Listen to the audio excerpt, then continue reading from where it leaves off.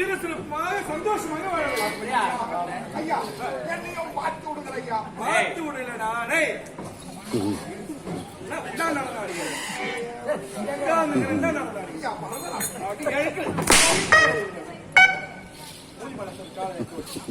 என்ன நடக்காதுங்க?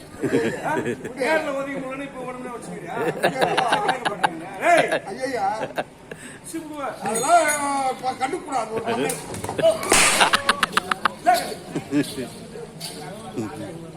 ஒரு வண்ணாரா அடியில என்னுடைய மகன்களுக்கு